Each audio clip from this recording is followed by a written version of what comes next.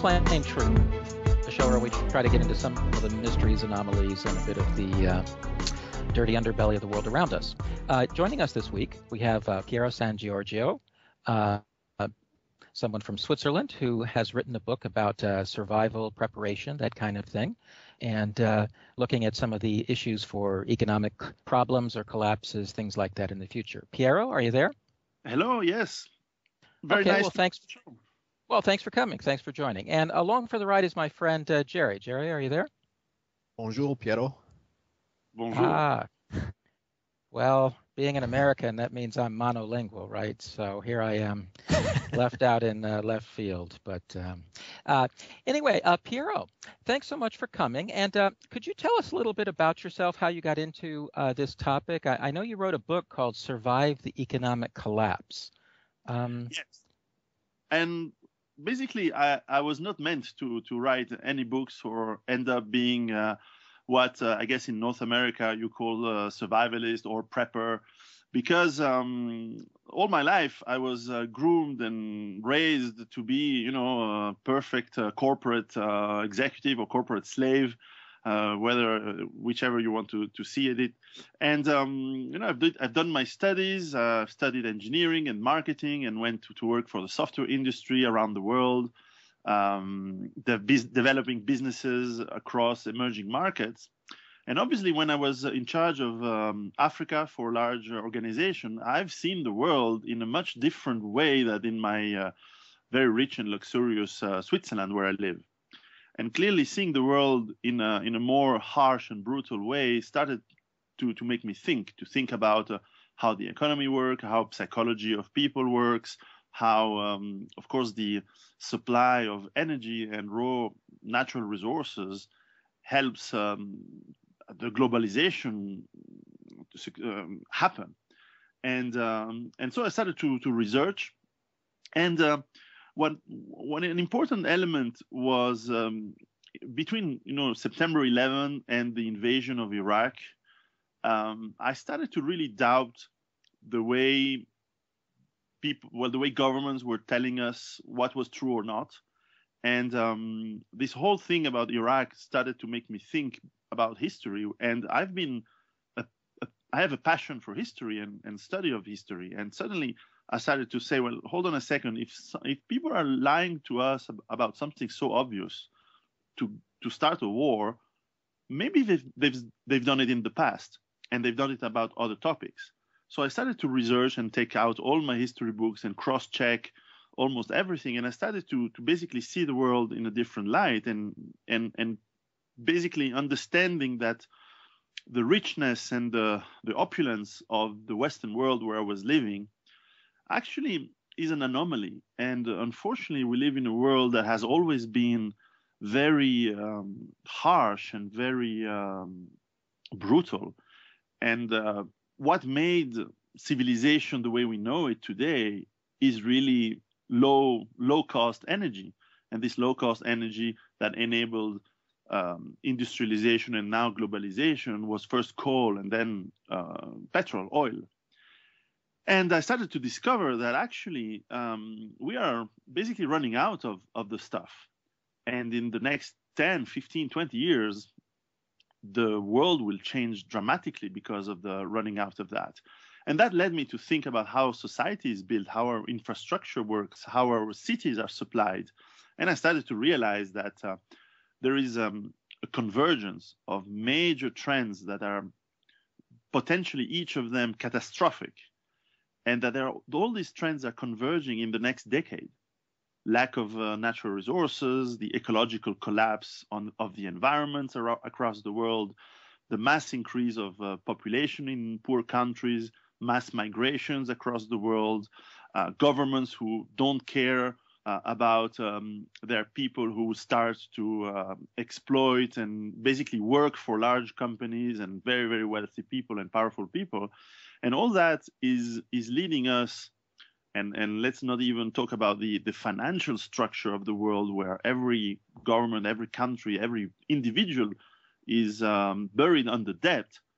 And that debt is a receipt for slavery. And all of this is going to lead in, and I've described this, of course, in my first book, how the mechanism that is going to lead to a total economic collapse of the economy the way we know it.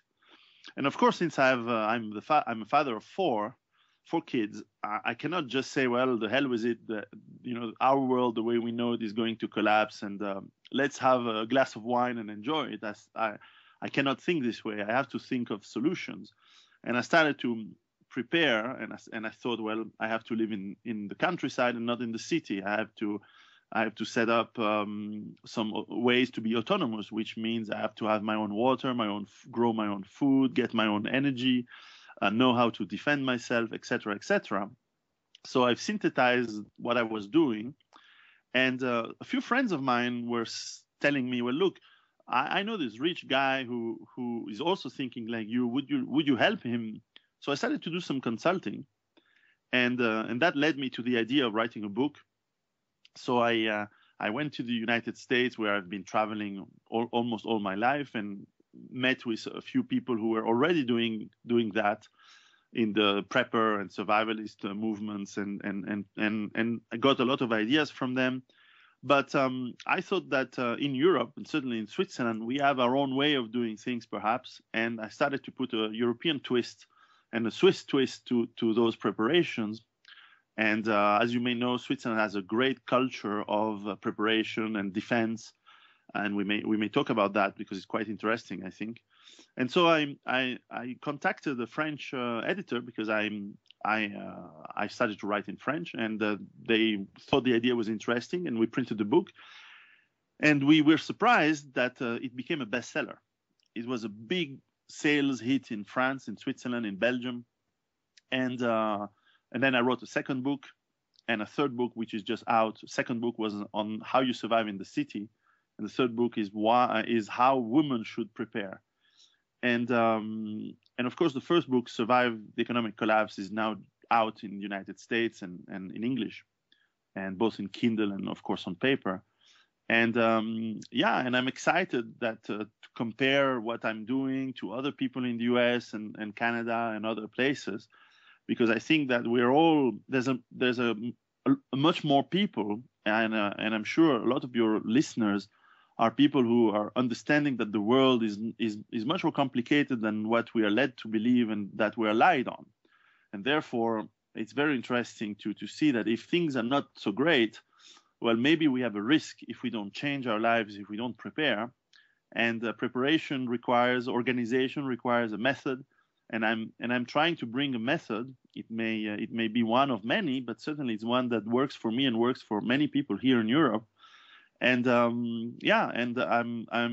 I've changed completely my life. I'm now in a farm. I have my solar panels, my chickens, and so on. And well, Piero, I get the feeling that the word multitasking has a new meaning now for you. Oh yes, definitely. Much less. Those of us used to the office computer world have a different meaning. It means having two emails or whatever going at the same time.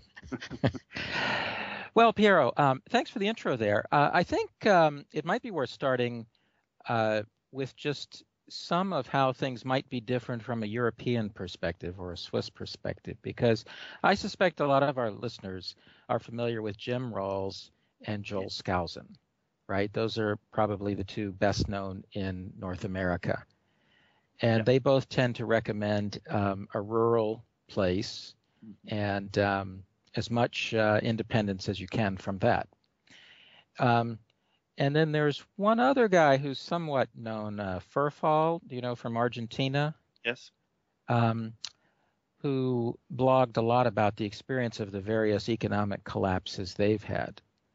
And his advice was a bit different. His situation was different. The rural areas basically couldn't handle the crime. Whereas in the cities, they could form essentially neighborhood watch, self-defense militias to stop crime. And so that's an interesting concept that, for one thing, what would be a good idea might be different in Argentina from what would be good in Utah. Yes. Just as an example.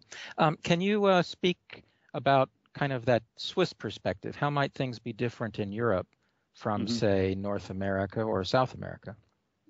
Well, yes, and first of all, what is interesting to see is that every reaction of a community to chaos or to a disruption of normality is very much cultural. And while humans tend to have the same basic anthropologic reactions to stress, to danger, to lack of the basic needs, which are basically thirst and hunger and danger, the culture that is built with communities is very different from one place to another. A Japanese, as you know, will react to a tsunami, which creates chaos in a whole region of the country in a much more organized way than perhaps some dwellers of the city of New Orleans when a hurricane crashes in the city, where suddenly there is pillage and rape. So culture is very, very key. Now, however, it is very possible that there are some basic trends, there are some basic problems that come with a disruption of normality. Now, and you mentioned, for example, Jim Rawls, and I have an incredible respect for his work, and I think he has done a wonderful work with his book. And I've listened to Fairfall in Argentina and some of his blogs as well. They both have very, very valid points, and I think a lot of what they say is very much in sync and is part of what I'm explaining. Basically, the approach that I have, and I don't know if it's more European or certainly more Swiss than North American or Argentinian or Asians. It's difficult for me to be 100% sure. However, what I can say is that it comes from a few basic realization about the world today. First of all, that we are more and more individuals and we are consumers, less and not anymore citizens. That is a big problem. Let's say in the last time we had a major problem in the economy in 1929 and the subsequent years, people were very decent, they were organized, they were educated, and sure, you had lots of crime, you had violence, but eventually people had some sort of belonging to their nation, to their community, which today is very, very sparse. It's not as common as it was. And my fear is that in today's world, people are only thinking about individuals.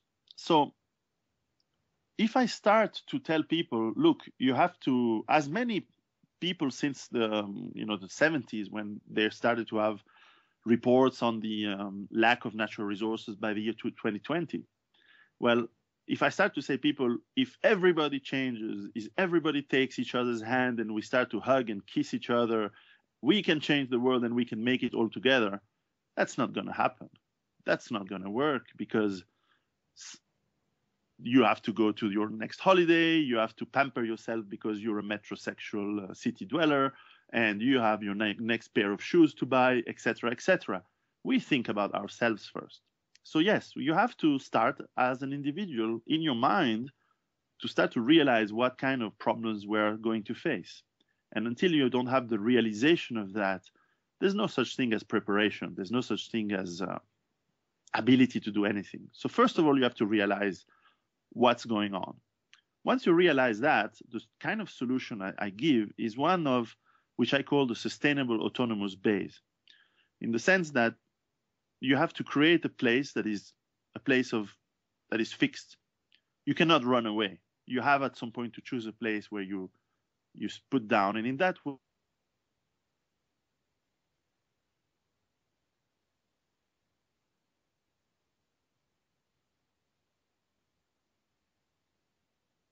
have as much food growing, as much ability to have water, maybe some energy, and basically a community that is sustainable. And I completely agree with that. On the other hand, it doesn't necessarily have to be in the countryside or in the farm. And by the way, it is my case. I do live in a farm in the mountains, but it could be in the city. It could be in suburbia. And of course, each environment has advantages and disadvantages. But the concept of the sustainable autonomous base is you have to build a base. And of course, if your base is a flat in the city, if you're alone, you're going to have a lot of problems. So yes, you will need to build the community around you, indeed neighborhood watch, etc. If you are in the countryside, it's much easier to manage problems because you have by definition much more autonomy. However, you are a little bit alone, so you have to be careful. You have to work out with your neighbors and so on. And if you're in suburbia, your problem is you don't have much means to build because the land is not suited for food, is not suited for, and you're far away for a lot of things because you may not necessarily have your car to go around. So every environment has its pros and cons, and every place you live, every community has its psychology. And that can be from the extremely nice and altruistic, which is probably when people know each other. And it can go to the extremely selfish, extremely brutal, as in some suburban or urban gang-infested areas. And do you think multiculturalism would be a negative in a situation where we're faced with survival? Would people sort of polarize among ethnic lines and religious lines and whatever factions you can think of? Would that be a problem? And is that also a problem in Switzerland as it is in the United States? So first of all, it is a very controversial topic, unfortunately. And unfortunately, we can never talk about this in a very cold head way. But the answer is yes. History shows us that when there is multicultures, not necessarily multi-ethnic, because you can have a country that is multi-ethnic but single culture. It's not common, but it can happen. However, well, Russia's, I guess, would fall into that vein. Towards that, yes, I would agree. And Russia, we might talk about it, is one of the countries that is best suited for the economic collapse in very interesting way. And certainly, yes, the multiculturalism basically means that people don't share much in common. And while there is a lot of money going around and the economy is flourishing and good, yeah, sure, people will be each on their own. The Muslim quarter will eat halal. The Chinese quarter will have its own businesses. The European area of the town will have their own way of lives. But when suddenly there's no more energy, the water doesn't flow, you lack electricity, you lack food because the just-in-time supply chains that provide the city with food, medicine, and all sorts of supplies, spare parts, and so on, well, suddenly people get mad. And when people get mad, they blame others. They never blame themselves. They never blame history. They blame others.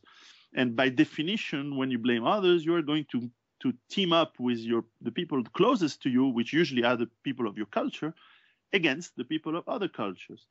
And suddenly all the tensions and the ethnic problems that existed in countries where you come from suddenly start to reappear in the country you are now. And I must say that this is a big problem of globalization when suddenly we have encouraged people from all over the world to move around the world without consideration of what if people don't get along. And I think there's been a lot of ideology that has been shoveled down our throats to force us to accept this as something new. But humans are not new. Humans always have worked, and it takes centuries of living next to each other to accept, perhaps to have to share culture, and perhaps to find common ground and start to have peace. But look at Europe. Before they had some moments of peace, we had millennia of war. And in Africa, it still goes on, and it goes on in many other places around the world. And there are valid explanations why it happens, but certainly we have spread this risk, we have spread this danger across the world, and it's going to be a big problem. And it is in Switzerland as well. We are a small country. We have a lot of still cultural strength and advantage to withstand what is going to happen for a reason I may explain later if you want. But certainly we are also becoming a country of immigration, and we have many communities from all over the world. And sure, it helps that we're one of the richest countries in the world, but we are going to suffer just as the rest when the economy is going to collapse. And I fear that these ethnic or more than ethnic cultural tensions between communities will just appear or reappear when things are difficult. So yes, the answer to your question is definitely yes, but it's a very controversial topic, unfortunately. Hey, Piero, there's another angle to this, though, and that is the massive urbanization. Yes. Sir James Goldsmith, before he died, perhaps suspiciously, was arguing that the free trade agreements, the WTO and all that, were basically going to put the world at risk of very serious social crises or even collapse, because it was designed to drive all the farmers off the land. And so you're going to have truly mega cities, right? You're going to have a situation where the big city in a country, Egypt or whatever, is going to have half the people in the country are going to live in one city. Yes.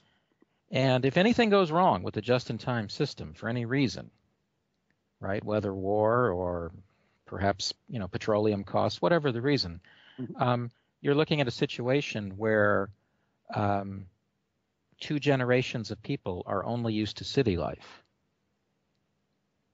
So where's the food going to come from? Nowhere, and they will die. It's and as that's simple the problem. as that. So it's so in other words, it's fair to say that there's the immigration issue, but there's also just driving everybody, in some country like whatever, Egypt or something, into 1 or perhaps 2 big cities, is taking away from the culture they had for thousands of years and creating this new culture.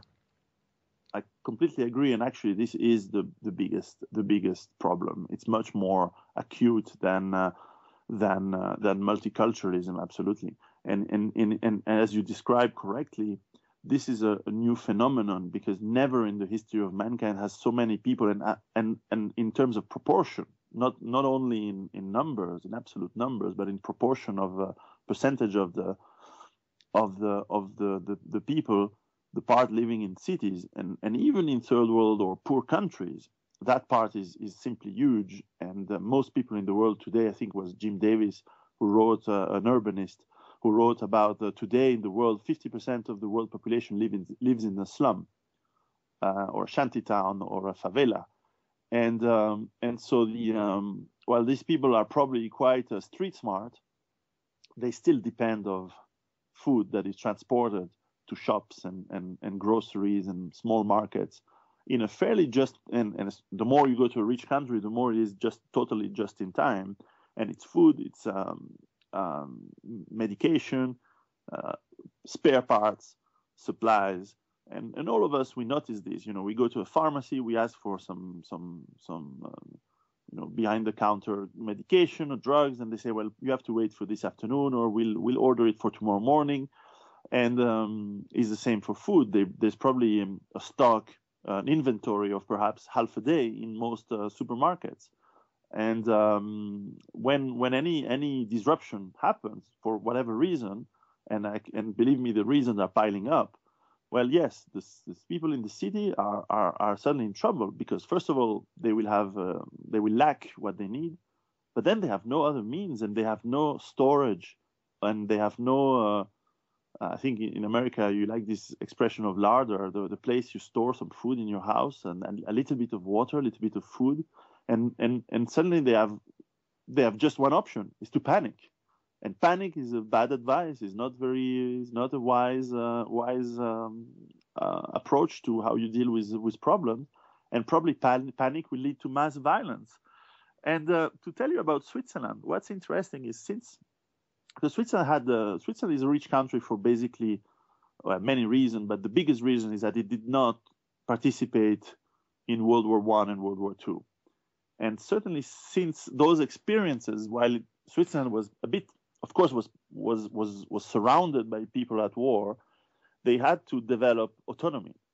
And the best way to develop autonomy, besides the state organizing every possible land to be used for farming and food production, was also to incite the people as individuals, the citizens, to store food some medicine, water,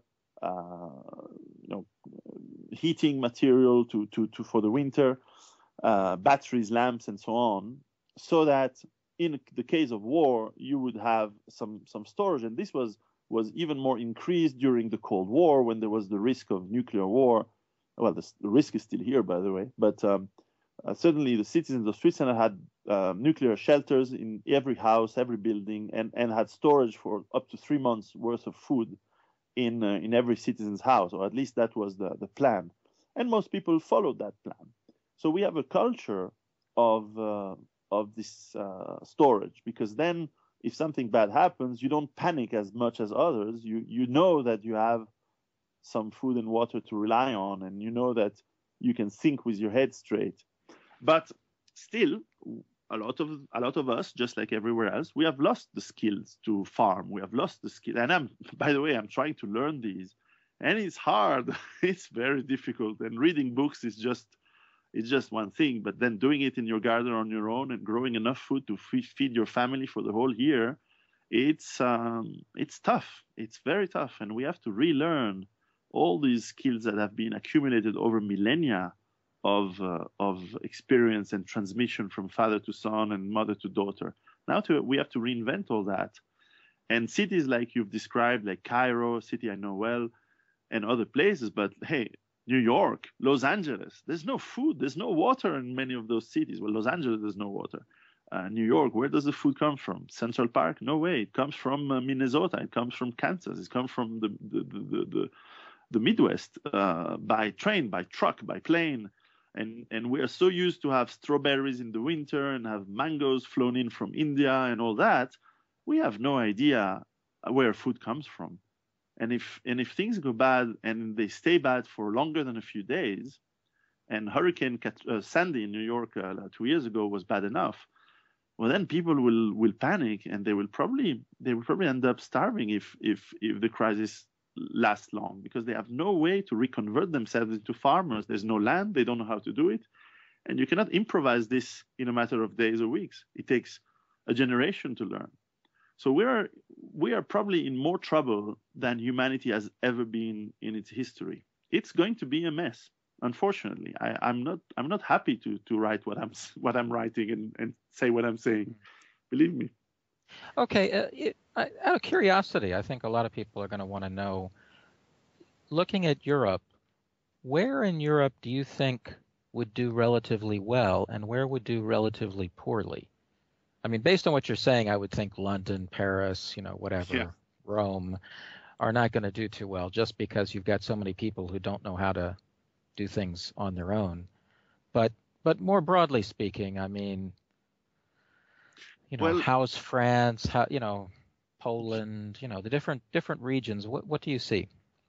Well, generally speaking, everywhere is going to be trouble, because we're many. We're way too many people in Europe as everywhere else. Now, more specifically, I think that you have to look at geography and culture.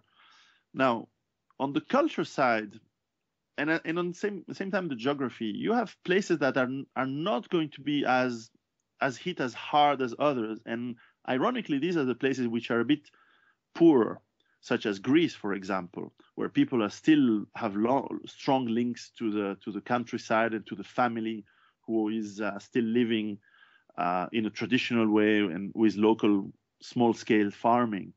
You have in some ways Italy, if you exclude perhaps big cities like Milano, perhaps Spain, or even across that's not Europe anymore, but even places in North Africa might do okay, but there's really a lot of people. But for example, Morocco might be okay. In Central and Eastern Europe, you do have a mentality of very strong people, very, very organized, and people who are, especially in Eastern Europe, who have known a little bit what scarcity means during the Soviet times, or the socialist times. So they might do well, and they have less. If you exclude Germany, in Eastern Europe, you don't have multicultural issues. Everybody is just the way they are, and they're probably going to cope pretty well. Although a lot of people are now urban and have lost the touch and the skills that are necessary to really succeed into a conversion into a different kind of life. Western Europe, let's say Germany, France, the Benelux, I am not sure they are going to do very well. I think the 2 countries or 3 countries that have the most risk, I think, is UK, especially England. First of all, as you said, London is just a huge city, and people have no idea where food comes from. Historically, England had 20% of the population of France. Today, it's the same. The United Kingdom is 65 million or 60 million. France is also 60 million. But the capacity of England to produce food is incredibly tiny.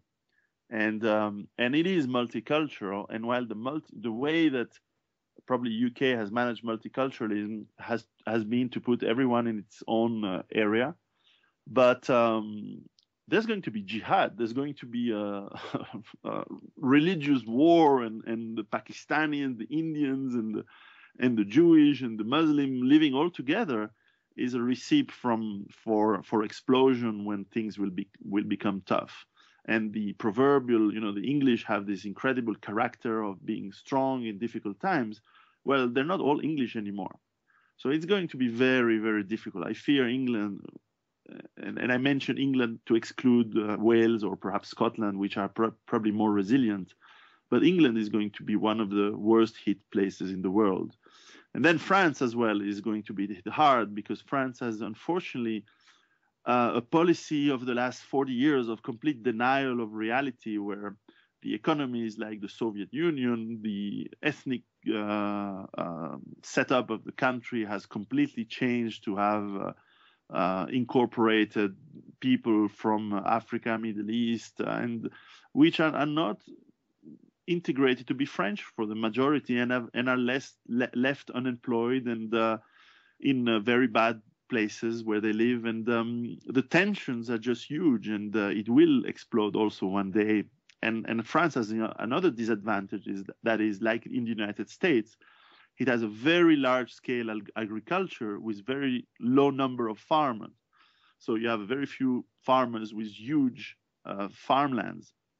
And when things go bad, they will just stop farming because there might be no fuel to run the machines, and the distribution will stop. So the countrysides of France are becoming deserts, are becoming empty, or just for leisure. And of course, Benelux is a bit the same. Belgium, Netherlands have a mix of the same problems than England and France.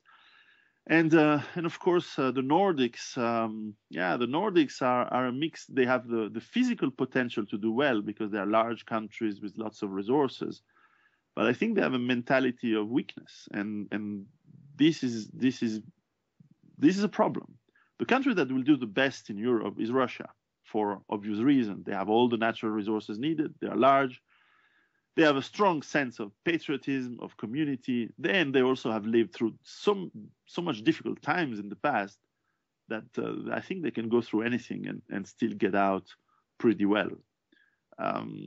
But the picture in Europe is not pretty, and just as it's not really pretty in North America. In the United States, if you live in the countryside, far away from the big cities, yes, Jim Rawls has a very valid point on how you should organize yourself. But if you live in the big cities, in the big, Miami to Boston city, I mean, this is a huge, the East Coast is just a big city. And likewise on the East Coast, Los Angeles, San Francisco, perhaps less Portland or Seattle. Or the new big cities like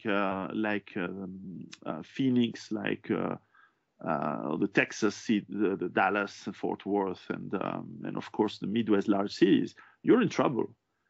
There's no way these cities are meant to survive any collapse that lasts longer than a week or two. It's very, very difficult, and everybody has a gun, which also adds to the fun when things will go bad.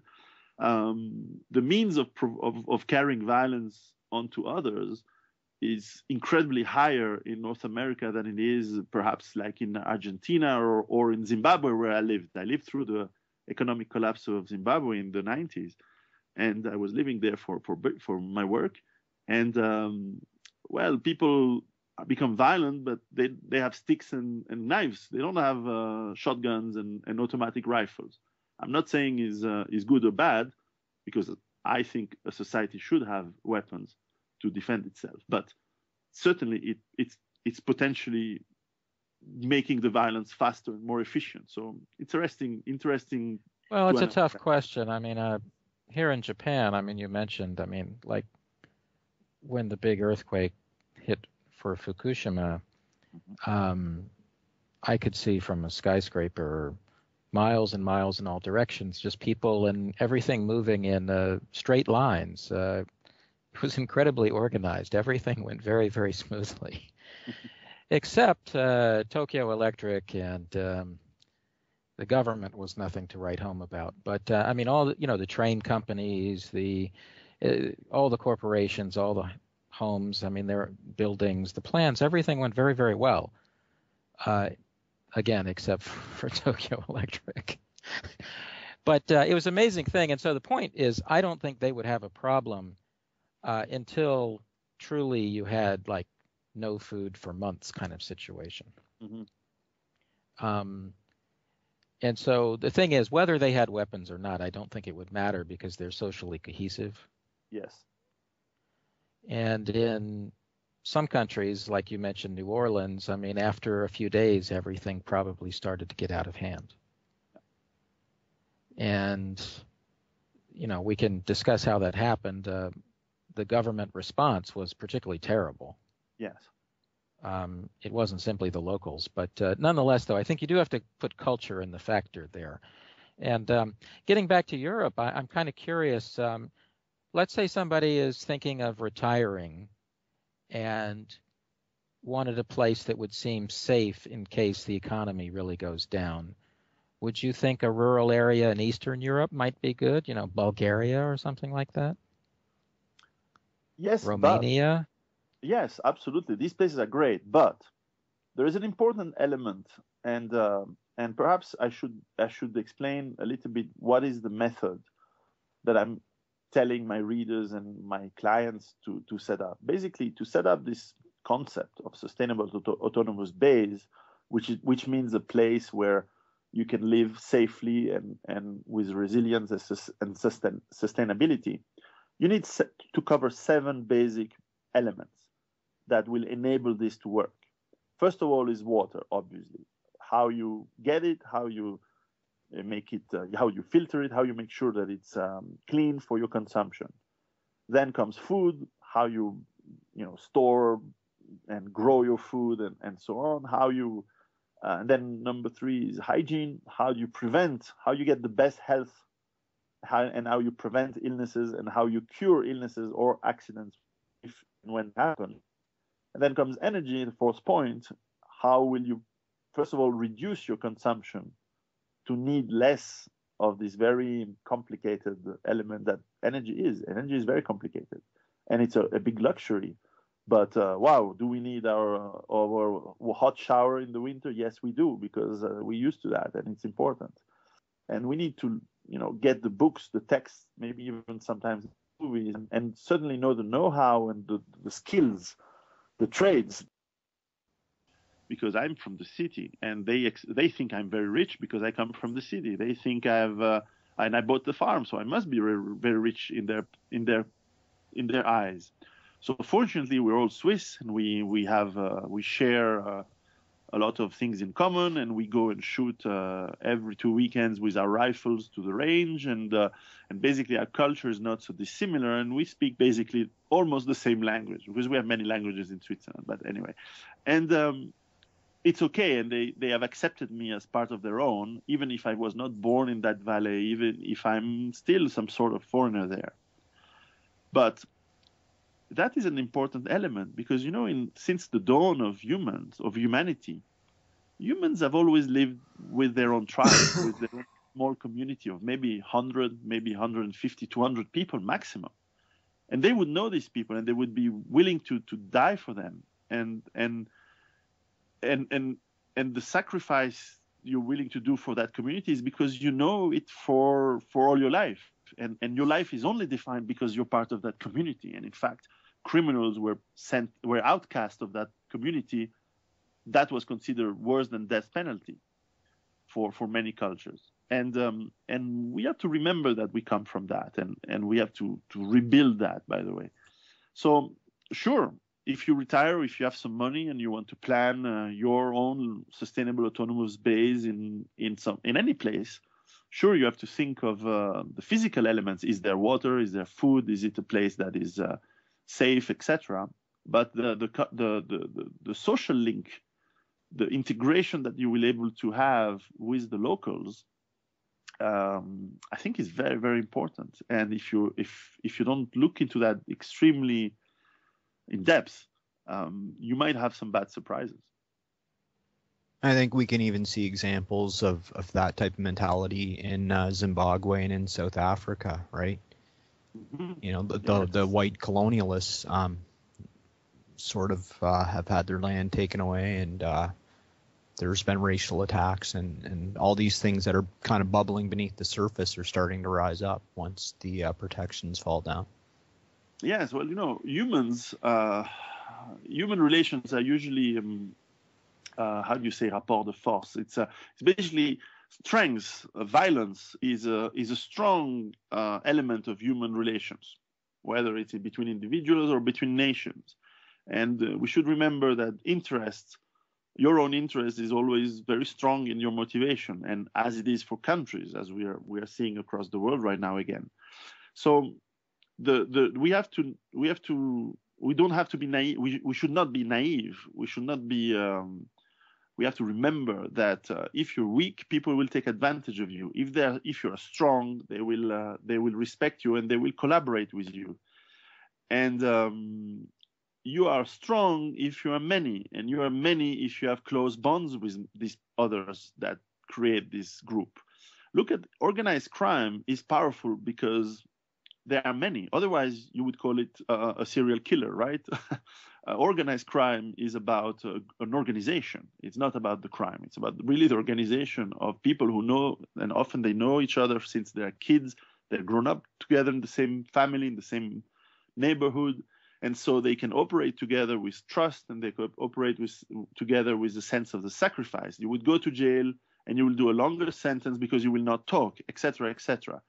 These kind of basic human behaviors have to be remembered. And I'm not saying people should join the mob or the mafia, but to study that, because this is how human societies work in a resilient way. Just to ask you a rhetorical question, and I'm not saying this is my point, but what would your reply be to people who say, you know, Piero, you're crazy. This is never going to happen. You're just a pessimist. Well, it's first of all, I say to them, well, I hope I'm wrong, which is not usually the typical answer of any ideological person, and that's because I'm not ideological. I just have a reasoning. And in my books, I show data to back up why we're going to collapse, in my opinion. Where I can accept the critic is to say that, well, I believe that human nature will make us collapse in a very bad way. But maybe I'm wrong, and I can accept that maybe I'm wrong. And indeed, some people have more faith in the ability of humans to be great and happy and nice. I've seen the world, and I've seen Rwanda, I've seen Ivory Coast, I've seen indeed South Africa, I've seen Russia post-Soviet Union collapse. It's not a pretty thing, humans that are lacking food and water and heat. And so, look, the way I always answer, and believe me, most of my friends have turned their back on me since I changed my view on things, and I've stopped just spending my life making money and doing something perhaps more meaningful. Well, first of all, I tell them, look, why don't you read my book? And actually, some of them read the book and then, you know, bought also a farm. they realized that perhaps there is some sound argumentation and data that backs what I'm thinking. Also, I sometimes say, well, look, that's not a problem. If you think I'm a bit crazy, that's okay, and you can keep living your life. I'm not forcing you to change. I'm I'm not trying to spread a religion here. I'm just saying, maybe if you're responsible, you think in the future, and the future, for different reasons, doesn't look very bright to me. And if you think it's going to be bright, yeah, sure, take the risk. And maybe I'm the one taking the risk. Maybe I'm the one spending the money I've made in the past to buying a farm, and I'm spending the time growing my own cabbage and tomatoes and rabbits. And you know what? Even if it doesn't collapse, hey, my cabbage and my tomatoes, they taste good. They taste much better than the ones in the shop. So in the end, I'm winning. Well, you know what I'm saying. It's not winning the terms I'm trying to say, but basically I'm having a good life, and I have a more meaningful life. Sure, I'm not a trader. I'm not playing in the stock market anymore. I don't have virtual money going up and down with the stock market, but I'm quite happy with my family this way. So I don't think I'm losing, even if I'm wrong. And tell you what, I really hope I'm wrong, because it's not going to be pretty, and it's going to be suffering, and it's going to be suffering for me as well, because I don't kid myself. No one can be 100% prepared, because we can never be sure what's happening, and we will all suffer. I can never guarantee that maybe one of my kids gets an infection and I cannot treat it because I probably will lack antibiotics, and maybe one of my kids will die in the next 10 to 20 years, because that's the way it is. So I have to be prepared for that, and I don't like that, and I don't want that, but still, maybe that's when it's going to happen. So I cannot hope to be right. I actually hope to be wrong, but unfortunately, my cold head, my analytic background, and I've studied physics, I've studied mathematics. When I add up the numbers, this current economic system and world is impossible to sustain. So yeah, so I try to answer this way, but usually I let people, live and let live, let people live the way they are, and Hey, Piero. Yeah, sure. Piero, assuming the title there, "Survive the Economic Collapse," what kind of scenarios do you think are most likely? Do you think kind of a slow decline, like happened in the 1930s, really, or what do you imagine as being the high risks? That's a very good question. In the book, I put 9 scenarios that I think are 9 possible scenarios, not necessarily the most likely, but it goes from the scenario where I'm completely wrong and new energies come in and we can keep growing to be, 50 billion people in the world in the end of the century, and there's colonization of the stars, blah, blah, blah. So I go from the most, which for me is unlikely scenario, to the scenario of total chaos and an annihilation of almost the human species through natural disasters, big climate change effects, and things like that.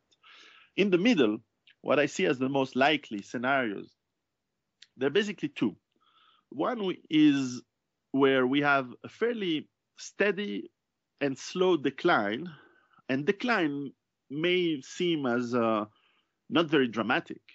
But for people in Greece today, which are already in a slow and steep decline and slow decline today, it's dramatic for them. They have no jobs. Those who have jobs have had their pay cut by 30%. Pensions are not being paid. The state cannot pay the army. The state cannot pay hospitals. So the hospitals have to, if you don't have money, you don't get taken care in the hospital in Greece today. People have to bring food to the kids at school because the school cannot feed the kids, etc., etc. So, and it's the same in Portugal, and it's starting to be the same in Spain, and it's almost the same in Italy, and soon it will be the same in France. And this is spreading because these countries are so full of debt. Debt is slavery to the banks. The banks don't care about the people, and the banks own governments these days because they invested in the politicians, which is a very smart move from their point of view. And that slow economic collapse may be punctuated by sometimes some little recovery, like probably last year in the United States, where there was suddenly, we are growing 0.1% or 1% perhaps, and assuming the numbers are not so cooked, eventually you have suddenly some bright light, and then boom, it falls down again for 2 or 3 years of slump and depression, and this can go on for many, many years as long as there is fairly cheap energy mainly in oil and sometimes even in gas, that can help to fuel the economy. But that could accelerate in the second scenario, which is also very likely, which is sudden leaps forward into the chaos. Suddenly you have major economic problems in one industry. That industry completely collapses. That collapse of that industry has ramifications to other industries. Politicians being extremely, as we know, efficient, pun intended, of course, they're not. They suddenly mess the situation even more up, and they probably try to bring subsidies to the government, to the industries, or perhaps they print even more money than they do now, and people lose the faith in the money. And when that happens, it's a question of days. And then suddenly you can have a major collapse in a few days, and that collapse can spread from one country to the other much faster than it did in 1929 and the 30s. And any one of those scenarios can also be increased in let's say, in their scope or their effect by conflict, by war. And in the sense that, humans have always fought for territory, for natural resources, and for reproduction.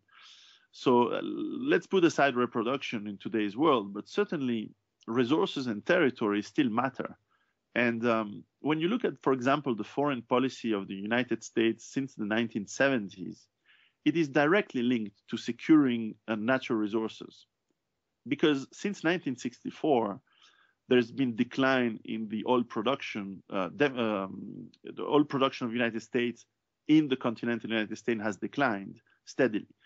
And I've seen reports from the mid-70s that show that there was a clear policy in the Carter-Brzezinski policy of the late 70s to expand the role of the control of the United States beyond Saudi Arabia into Iran, Iraq, and the whole Middle East is definitely linked to the need to secure a fairly low-cost and cheap oil for the American economy. And look, America has never, for example, intervened in Zimbabwe or Sri Lanka to restore democracy. But yeah, Iraq, yes, and probably one day Iran as well.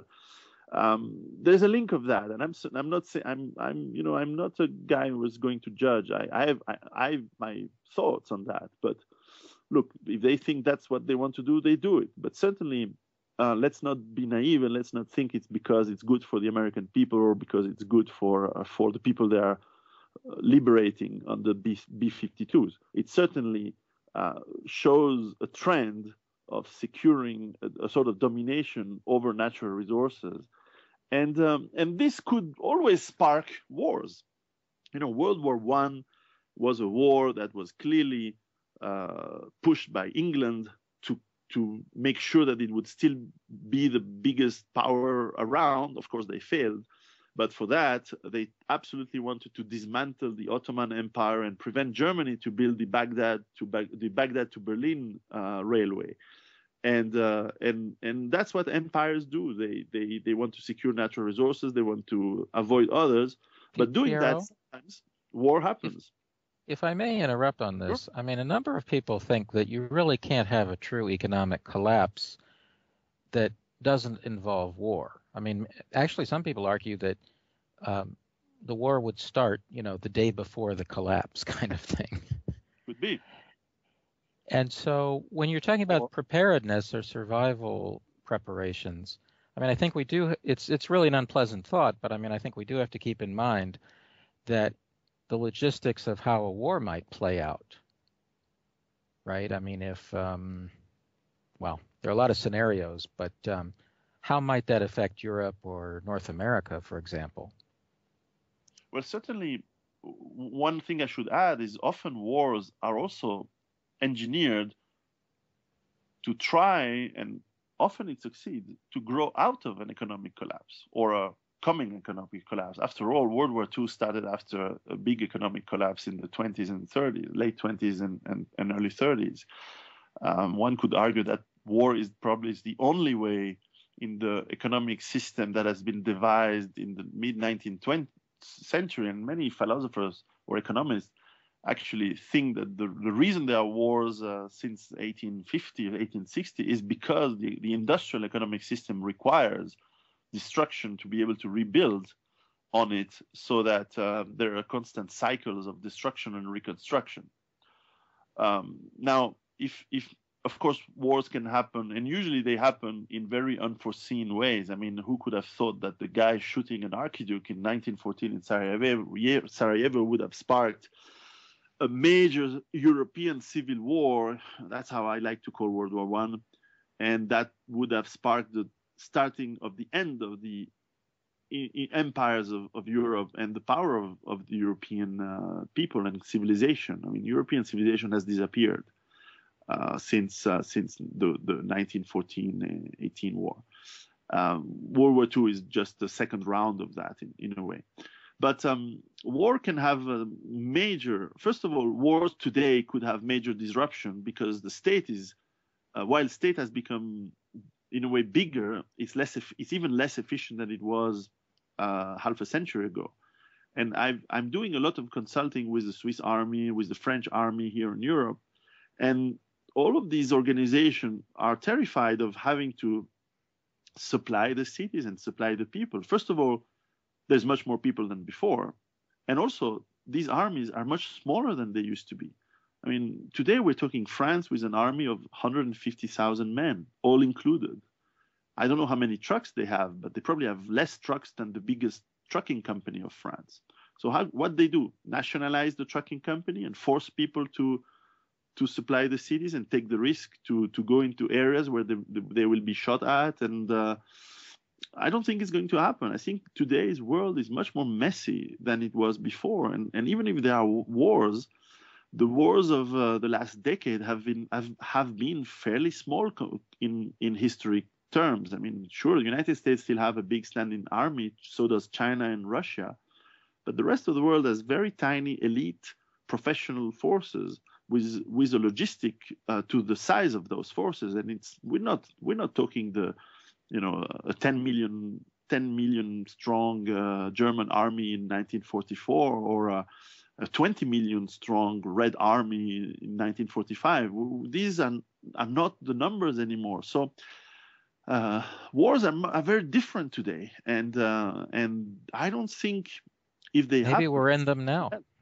Well, we are definitely in it now, for sure. I agree with that. I would agree with that statement. It's just that not all wars are fought with bombs and bullets. They are economic. They are financial. They use proxies too. Proxy wars are going on. Oh yes, I agree. Look at Ukraine in the last few months. This is definitely a war. You actually just answered two of the questions I was going to ask you. I was going to ask you as a student of history, what period would you say the present time compares most with? So I guess in that regards, you would say maybe World War I. It could be also in a ways, in the second book, which is not unfortunately yet out in English.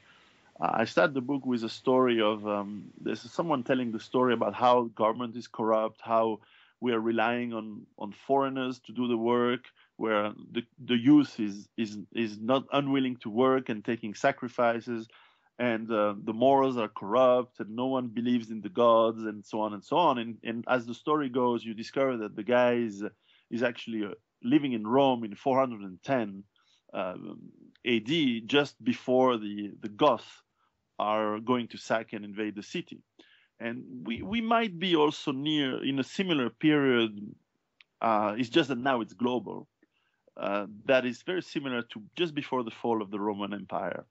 And some people who are scholars of the Chinese history are telling me of some similarities of today's world with some of the I can't remember if I'm correct, if it's the Ming or if it's no, it's another one that follows that, when China also collapsed a few times because of too much bureaucracy and turmoil. But certainly you could link, if people have read Jared Diamond's book Collapse, there's some similarities with the Maya Empire collapsing. The last 2-3 years of the Maya civilization is very interesting, or even the Vikings in Greenland. There has some striking resemblance to some of the things that are happening in today's world with climate change and cultural unwillingness to adapt. And I'm not a big climate change. For me, climate change is a reality, but I'm not a big believer that it's humans who are actually making that. However, if it's happening, we have to adapt, and I don't see much adaptation going around. So, there could be so many factors precipitating or accelerating a collapse. But I think, we are in a way, we are in a unique situation because our world is global, and there is nowhere to hide, there's nowhere to run, and there's no one coming to help us, at least that I can see. So it's. Piero, do you see? I mean, in Europe in the past, a couple of times, they had collapses that you could argue were kind of the collapse of globalization. The fall of the Lombard League, the fall of the Hanseatic League. But I mean, I guess, then you went into for example, after the Lombard League, I guess it went into the Black Death and all that, the population collapse. Mm-hmm. I guess what I'm saying is there have been systems that were kind of trade-based, financier-based systems of some sort. Yeah. Which is really what we have now, is a banker, financier, governments in control of things. Oh yeah. And in a limited way, with limited technology, that has happened a couple of times in European history, some argue. And when it ended very, very badly, so they say. I'm not sure. I'm just saying that some argue this way. And if it were to happen on a global scale, it would just be far worse. Oh, yes, on a scale of 1,000 or 1,000,000 times worse. Now, what's interesting to note is, indeed, economic collapse or collapse of societies is not uncommon. It's actually quite common in history. It happens very often, including financial collapses, including hyperinflation. Most of the monies that was used in the last 2,000 or 3,000 years has disappeared for reasons linked to hyperinflation, to financial collapse and dishonesty of the financial classes and bourgeoisie and things like that. It's very common. And also, one should take it, if one takes, the 30,000 feet view of things, in the long run, it doesn't really matter, because this is not the end of the world. This is the end of our world. So it matters for us, it matters for our children, it matters for our families, to how we can limit the damage that we are going to suffer as individuals, as communities, and so on. But in the long run, the next generation who will be born out of the chaos, for them, whatever shape the world will be, hopefully there will not be too many nuclear power plants that will have exploded and smashed and irradiated everything. But hopefully, unless in the most dire scenarios, the new generation will just be used to the new normal, and they will find that a post-apocalypse world is normal for them. Just as the Japanese, born in 1946, 47, they were born in a post-apocalypse world. I mean, the Japan was razed to the ground almost, and they were born in that society, and for them it was normal, and they had to rebuild, and we will rebuild.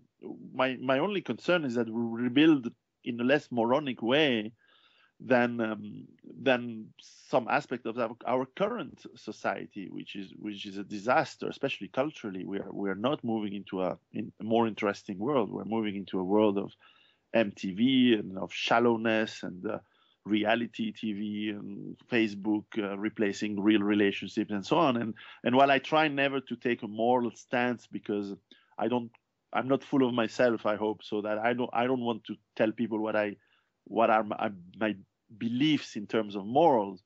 But certainly what I know, there are things that work and there are things that don't work. And there are things that lead us to disaster and things that lead us to betterment. And today's culture and today's world is not leading us to betterment, even on a cultural and on a human, on a really deep human point of view. We are decadent, as decadent as the Romans and were, and with their orgies, and probably they had even more fun than we do. But certainly, spending your day on Facebook and watching half-naked people on TV sharing their meaningless life with the rest of the world is not the way the world or humanity is going to improve. And I'm yeah, what can I say? It's not we're not going to a better world in today's current structure. So maybe after the collapse, and that's why I'm actually optimistic. I think we're going to build a better world, or at least that's my hope. Well, let's hope so. I mean, it's possible that we're just watching the collapse of the West, and that, for example, Asia will more or less take over. It's possible. That's one of the scenarios in my book. I mean, I can't say, but I just say if you travel around Asia, except for maybe Japan, I think you just see phenomenal growth. It's like one big construction site. True. And if you go to a place like Shanghai and then you go to New York City, I think New York City is the place that looks like it's, obsolete. That is true. That is true. So there's that angle too. By the way, kind of getting back to the preparedness side of things, are there some differences with the way people prepare in Europe from the way they might prepare in North America? Yes. Yeah, I forgot to answer that question. Yes, there are. And from what I've seen in the United States, there's a lot of individualistic preparation. People who store some food in their house, maybe have a gun or two, and are starting to, and are basically waiting for things to happen, and they will, defend their families with their guns. What I'm seeing in Europe, however, is the opposite. I've seen a lot of people which are either individually or with communities moving into, let's say, often in the countryside, but often in suburbia, and trying to build some small communities that are as autonomous or self-sufficient as possible, with little gardens, and they do it in a very European way, which is also because sometimes they get subsidies from the government. To be fair, you have to add that. So they do a lot of partying, a lot of neighborhood sharing of food, and so the social link is very strong. However, the weakness on this side of the Atlantic, however, is that there is some sort of shyness towards the defending yourself. So a lot of people say, no, but violence never solves everything. Well, let me ask the inhabitants of Carthage what they thought about that. Well, they don't, because they all died, killed by Romans, because violence can solve problems. Of course, not for everyone, but in Switzerland, we have this culture of the militia, where we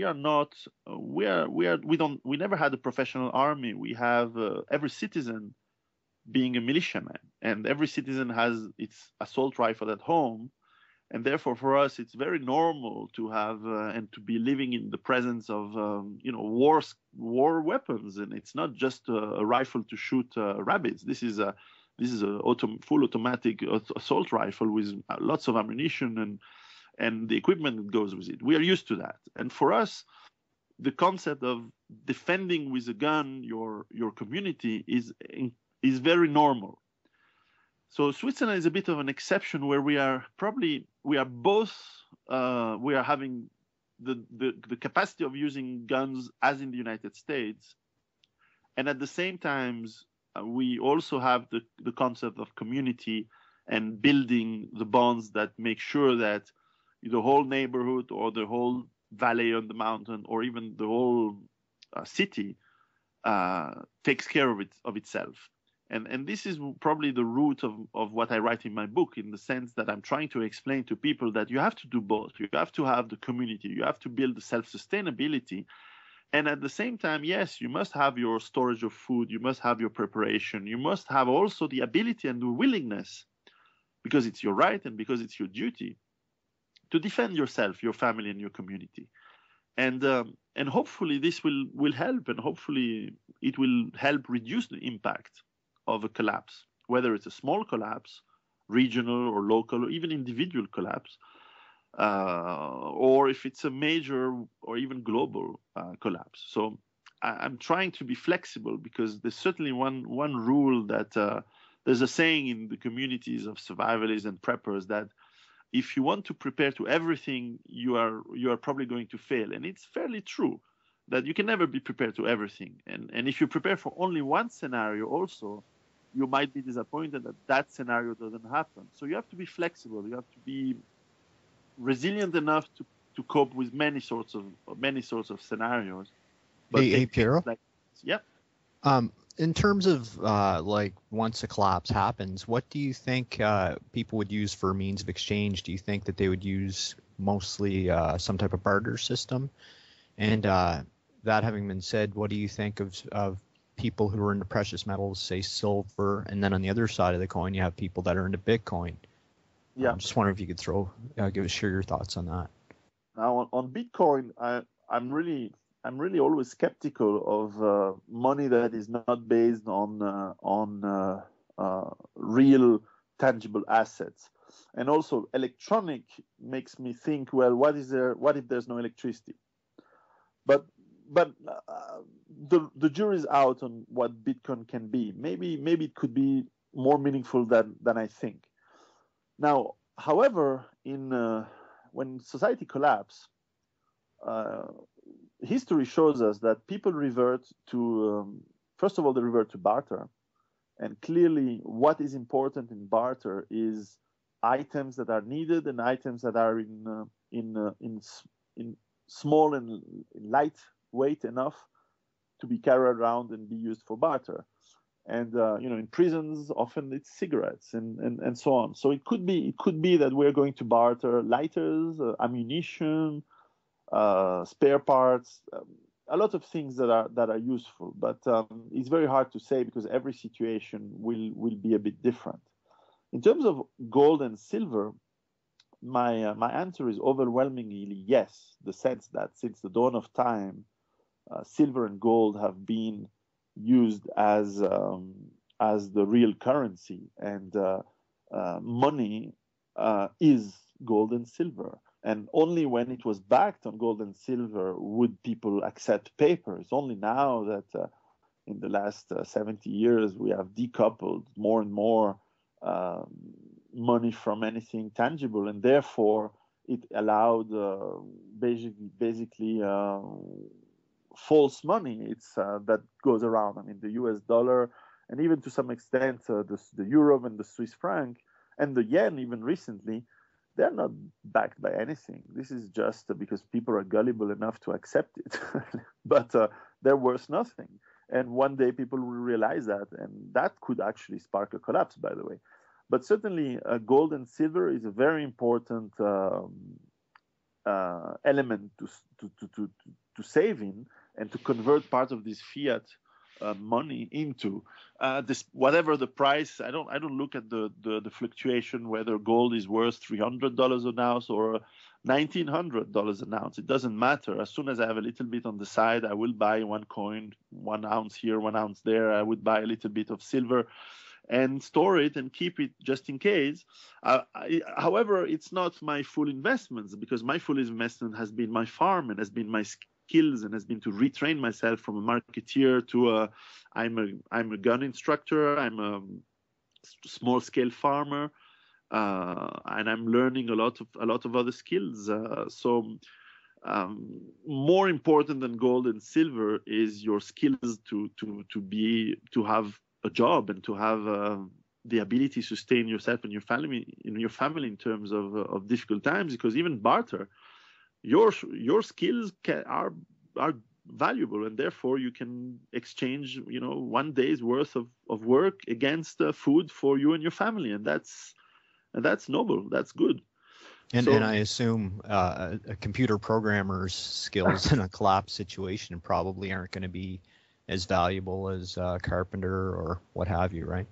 Now, a question I get very often, especially from younger people, are people saying, "Well, I'm going to college, and what should I study? What should I learn?" And I say, "Well, if you're really studying to become a surgeon, a doctor, or perhaps an engineer into renewable energies, yeah, sure, go ahead. But look, if you're studying law or economics or just marketing, like I did, or you want to become an insurance salesman, or maybe, if that's really what you like, why not? But on the side, learn some skills that are useful, learn some skills that are really important. And if that's not what you like and you want to do that just for making money, drop it and do something more useful, and that will not put you in debt for the rest of your life, by the way." So I get those questions often from young people, and because thanks to the internet, a lot of young people, the younger generation, is understanding that we are in a corrupt world where all what we've been told is a lie, and they understand that, but they're lost into, then what shall we do? I mean, revolution? It's not going to happen. Moving in with some hippie people in Big Sur, that's been done and it didn't work. So what? Well, get some skills that are useful, and maybe it's but hey, a plumber these days, it gets good money. A good carpenter, makes good money, and these are jobs that will last even through collapses, because you will still need to have people to repair your house, to repair your roof, to fix your electric system, to fix your because we're not talking a world. At least I'm hoping I'm not talking about Mad Max kind of world, where you've seen that movie, The Road Warrior, this in Australia, where I'm not talking total chaos. And sometimes we have to be careful that Hollywood movies have put into our heads some images of what chaos or economic collapse could be, which are probably a bit exaggerated. I mean, we're not. We don't need Hollywood. We can study history. And yes, there is violence. Yes, there is. But it's not a zombie movie we're going into. It's not hordes of people moving to one place and to another like locusts and destroying everything. This has never happened. It's much more sad, in fact, and while it's still tragic, the kind of world we go, it's not like a Hollywood movie, but it's still very bad. Piero, is there any way that our listeners can find out about some of those communities that you've talked about in Europe? Are there any famous ones? Are there any websites that talk about them? It's with a little bit Googling and research, it's fairly easy to find. I know a lot of them in the French-speaking part of Europe, because I've been visiting some of them when I was touring France to do conferences and meeting people. There's sometimes communities which are very small. Often they have a website. Often they have some Facebook page, and sometimes Facebook can be useful for connecting with people and then meeting them in real life, of course. So, for example, in France there is this network which is called RSF, which is the Réseau Survivaliste Francophone. Okay, and it's a network of preppers of French-speaking countries, and it's organized on a very, very local, city by city. Just like, for example, Transition Town movement is organized country by country, region by country. It started in the UK and has moved into most of Europe and North America, where people are starting to influence the people in their towns, in the cities, to try to make them less dependent on fossil fuels, which is a very smart way, which is a smart thing to do. There's a lot of other elements. I think people can link, if people connect on my Facebook, whether it's on my English page or my French page, they can get a lot of information.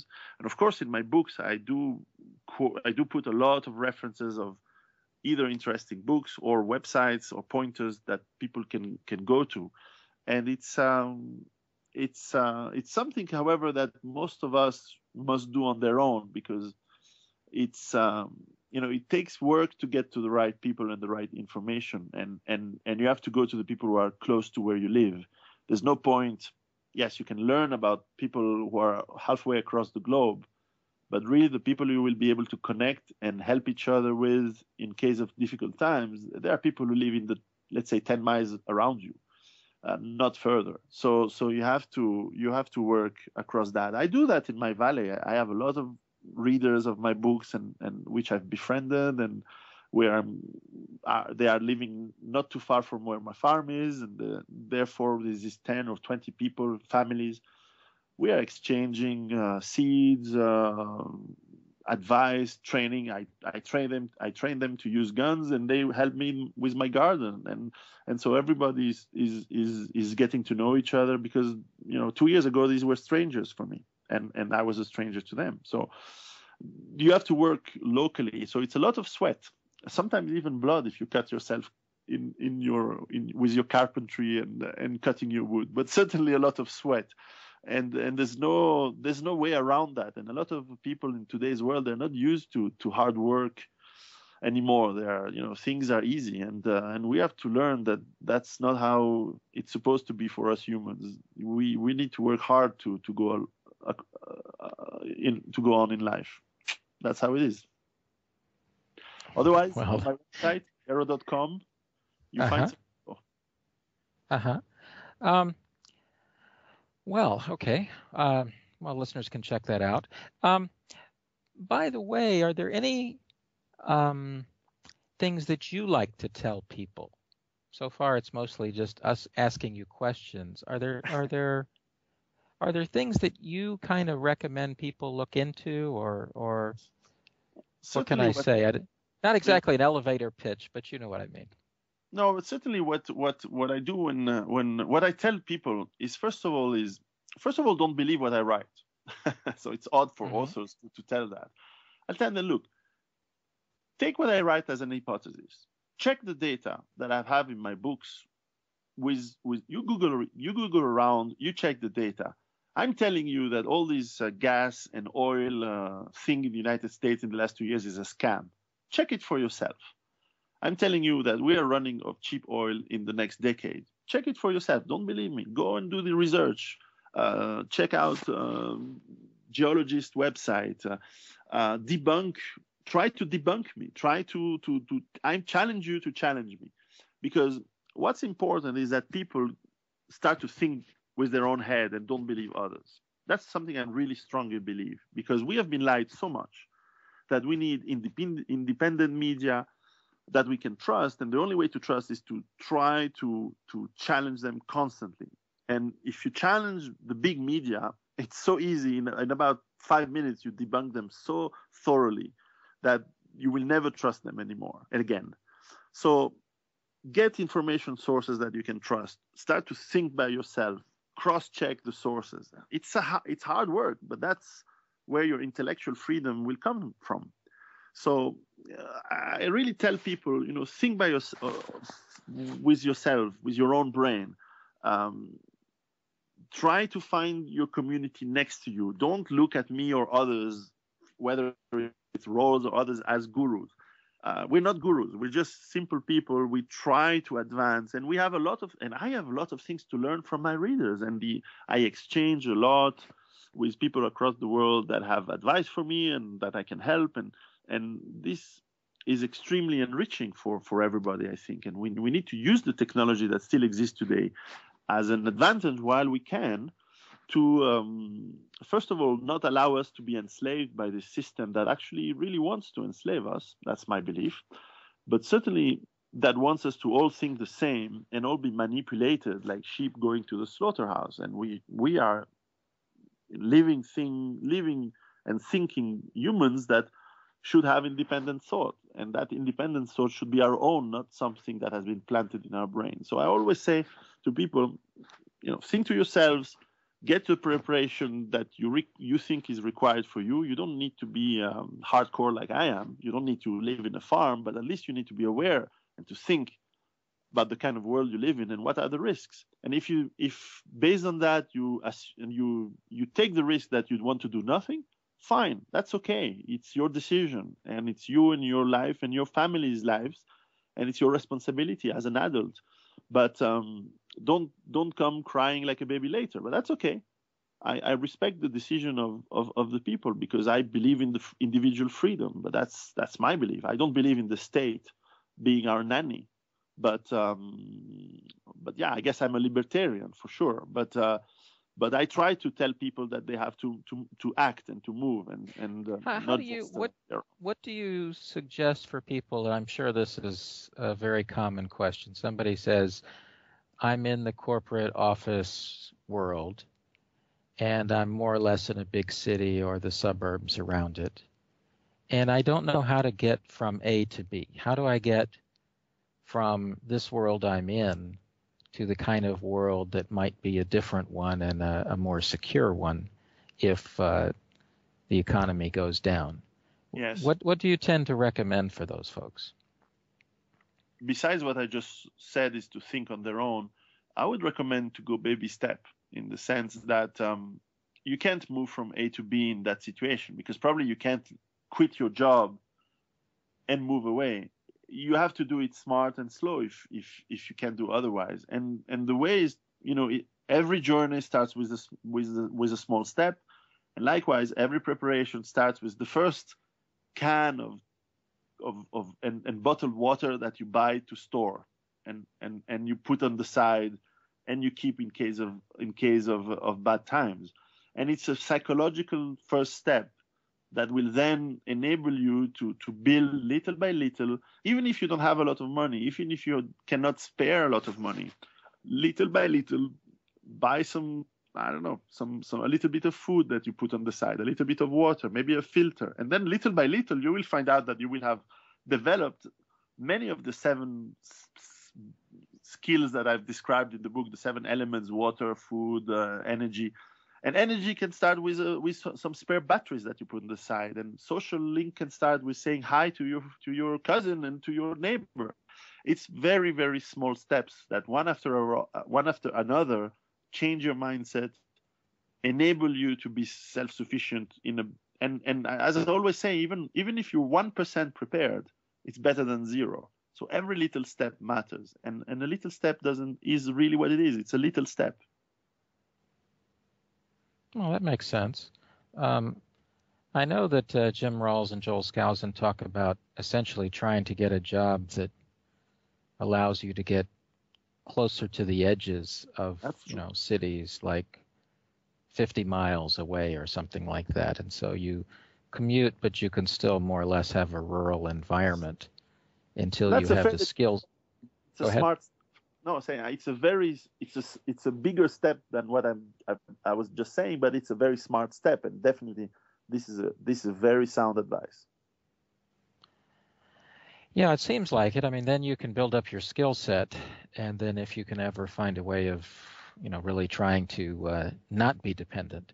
Of course, it leaves you dependent on the city life as long as you're doing that, but gradually over time, you'd build up more of a way out of it. So I think that's kind of important. What about you and your time in Switzerland? How long have you been on this farm?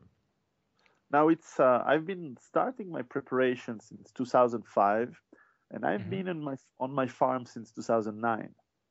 So it took me 4 years to understand, and I've done lots of mistakes, by the way, and I'm describing some of them in the books, where sometimes I buy food and I store it and I forget to, and I completely forgot to eat what I store and store what I eat. So suddenly you find yourself with some food that is going bad, and therefore you have to eat it.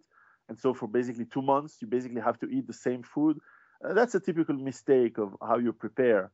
And so I've done some of the mistakes, and then I thought, well, okay, in the city, that's not for me. I'm going to move in the mountains. And I quit my job. And of course, I was fortunate that I had put aside, I've saved money. And I was lucky that I bought gold in the early 2000s, so I could sell it. So that was a good investment. I sold it when it was 6 times. So I made good money with that. So I was fortunate. And I realized I've been one of the most fortunate people doing that. But I also started with small steps while I still had the job, and it's now a great change of life. Of course, I make maybe 6 times less money than I used to make before, so I have to spend 6 times less. But I also spend a lot of time with my kids, and I have time with them and with my wife, and we have perhaps more meaningful and certainly more frequent relationship all together. And I find my life better, and with the new friends that are changing also their life and moving here, or with the new people that I've met here. Sure, it's they're less well traveled than the people I used to meet before, but it's genuine people. It's people who are trustworthy. It's people who are not stabbing you in the back for career. It's real people, and yeah, I like it. So that having been said, Piero, this might sound like a bit of a strange question. You said that you were an atheist, but despite that, now that you've made these changes, do you feel more spiritual or like a more spiritual connection to the earth?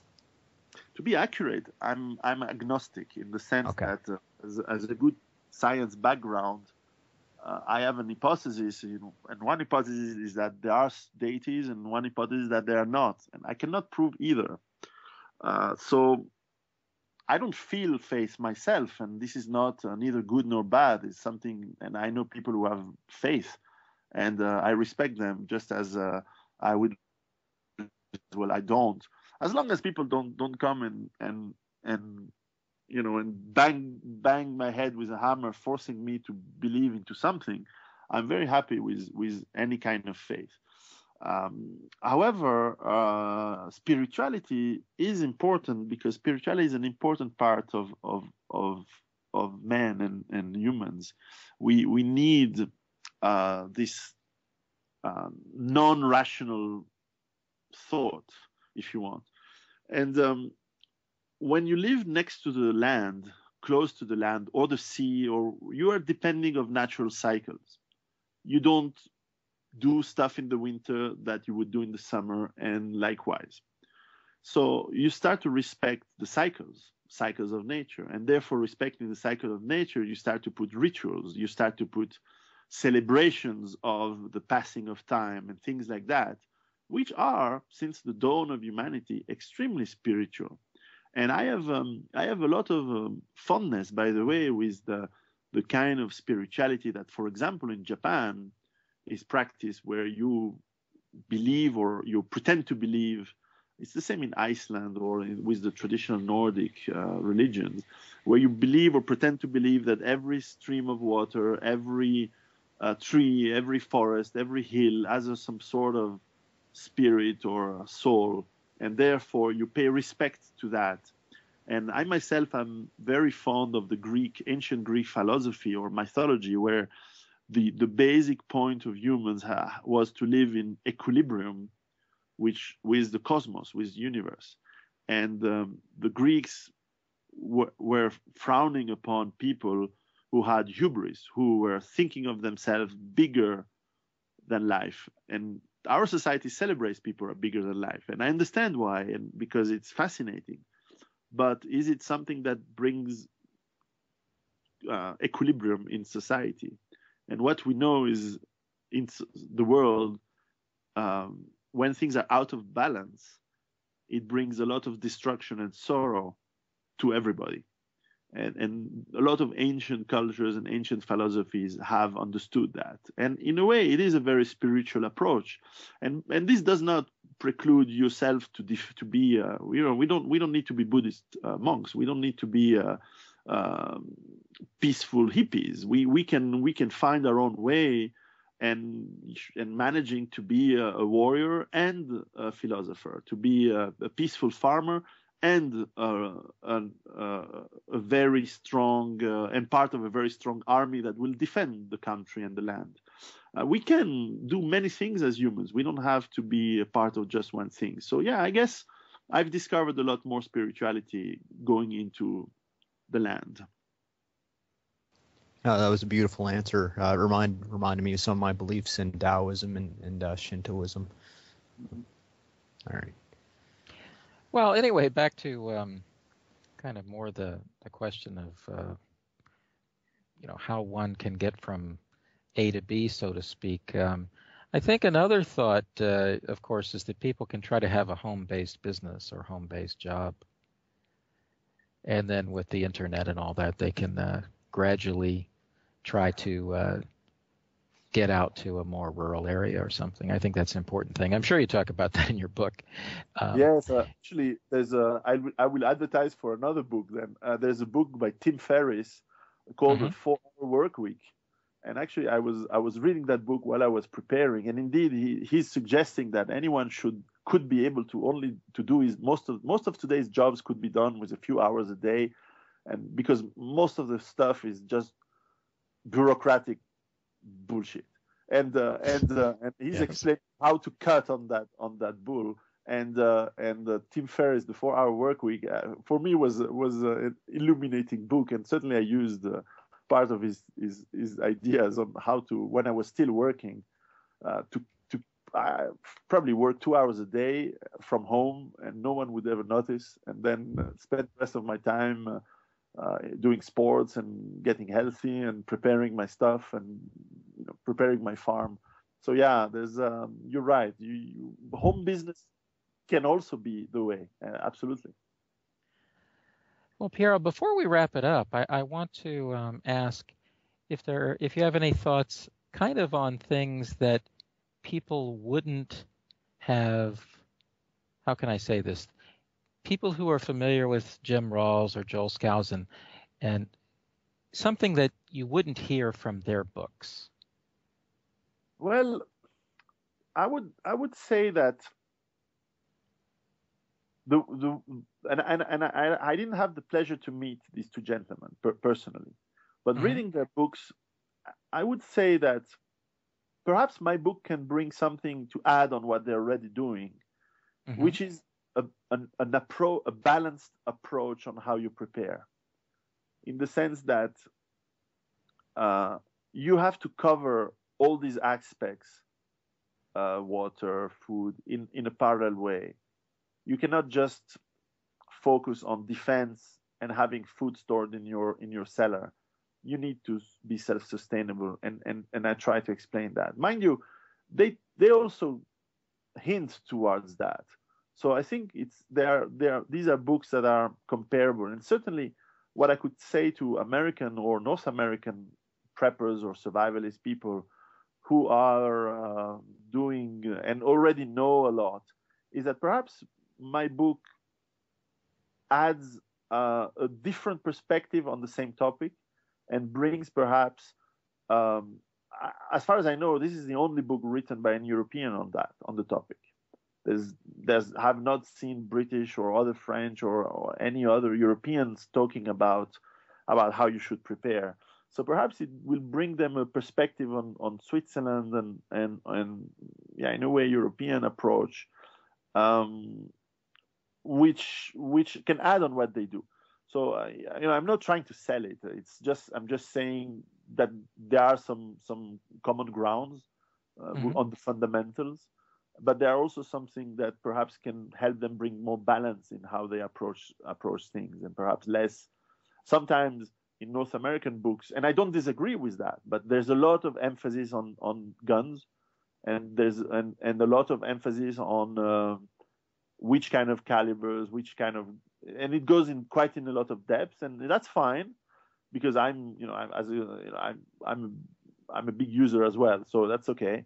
But I try to make a book that is perhaps less, I would say, extreme into that, more balanced, because you can have all the guns you want if you don't have your food production. Then what? You're going to turn into a thief? No, that's not nice. So because you will find someone stronger sooner or later that will stop your career. So you want to be balanced. You want to be, and perhaps I go further in the social link. That is also true. I go further than most of the books. Even Ferfals, I've actually talked to him in Argentina. He's a nice guy, nice young guy.